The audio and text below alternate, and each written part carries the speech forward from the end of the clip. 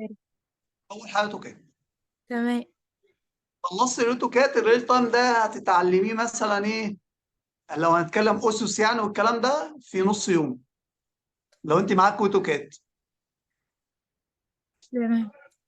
سكتش اب لو معاكي لاب كويس وهيستحمل يشتغل السكتش اب او يستخدم الليمون، بعد ما تتعلمي الاثنين اللي انا قلت لك عليهم دول، هيبقى الباقي ده كله ايه، يعتبر ايه، حاجات سنة. خلاص بقى انا شفت بقى لما تمسكي مثلا تليفون زراير بعد كده تمسكي تليفون تاتش، هي نفس الفكره. خلاص انا اتعلمت اصلا على التليفون، فانا فهمت الاسس.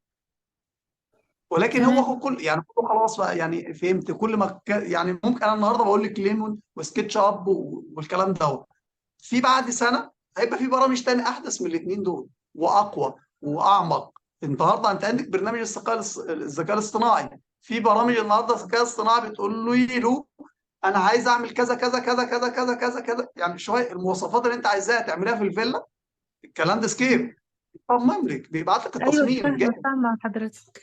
تواصلي معاه او هو في بيبقى صعب ان انا اخد يعني تدريب كامل، الا طبعا لما يبقى للاسف ايه، في فلوس يعني، بيكون مالي، يعني تدريب مالي انا ما برشحوش. ولكن حضرتك عايزه تتدربي ده هترجع لك، اللي عايز ياخد كورس هيرجع له. انا بالنسبه لي اتعلم على الاوتوكاد وابدا اشتغل على الاوتوكاد. يعني لو انا عايزك انت عايز تدرب على البرنامج مثلا يعني، تمام، حضرتك اتفرجت 10 فيديوهات اتعلمت الاوتوكاد، بداتي تقفلي بقى الفيديوهات دي وتبداي تاخدي اللاب وتصممي.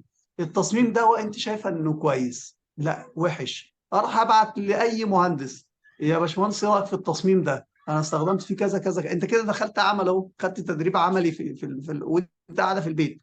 المهندس هيقول لك اعملي كذا واعملي كذا. انت ممكن اصلا المهندس اللي انت سمعت فيديوهاته تبعتي له على الشات بتاع اليوتيوب، انا صممت من خلال فيديوهاتك كذا كذا كذا كذا، وابعت لك التصميم عشان اقرا تقول لي رايك ايه، تمام تمام، مش تمام لا اعملي كذا، لا انت نسيتي كذا، لا ارفعي كذا، لا نزلي كذا، لا اظبطي الليفل الفينش بتاعك. كل يبقى انت ديك نزلت تدريب عملي وانت قاعده في البيت، صح كده يا روضه؟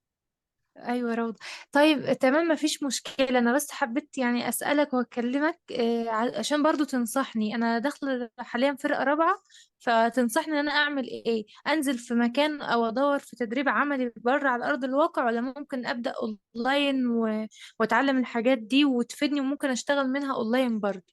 نجاح يا روضه، قصه نجاح، انا حكيت قصتين نجاح، في قصه ثالثه لمهندسه وهي في سنه رابعه او اتخرجت تقريبا، وهي لما اتخرجت بدات تشتغل على برنامج سكتش اب وليمون ورينكان، برامج التصميم دي تشتغل عليهم بدون كورسات.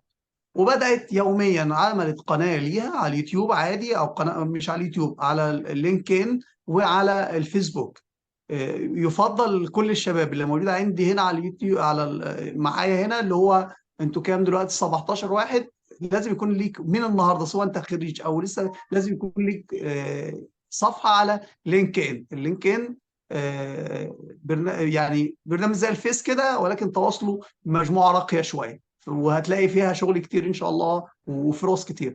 عملت ايه بقى الباشمهندسه دي عشان ما ينفعش اذكر اسمها؟ بدات ان هي تتعلم، اللي بتتعلمه بتحفظه. انا صممت الفيلا دي احفظها، صممت الفيلا دي احفظها. بدات فاجئت مثلا بعد 3 4 اشهر عندها مثلا 50 فيلا، طبعا مش ملكها يعني، 50 فيلا مصمماهم. بدات تنزل على صفحتها كل يوم فيلا، تصل الفيلا كذا، تصميم جديد الفيلا كذا، وبدات تنزل ال 50 60 فيلا دول في خلال السنه. النهارده هي شغاله بعد سنتين، سنه تعب وبدايه السنه الثانيه بدات ان تاخد فلوس من خلال شغلها، وبدا الناس وتوظفت اصلا في شركه من خلال الفيديوهات اللي كانت بتنزلها دي، وان الناس فهمت شافتها وعملت يعني رونق لنفسها وعملت دعايه لنفسها شاطره فيها.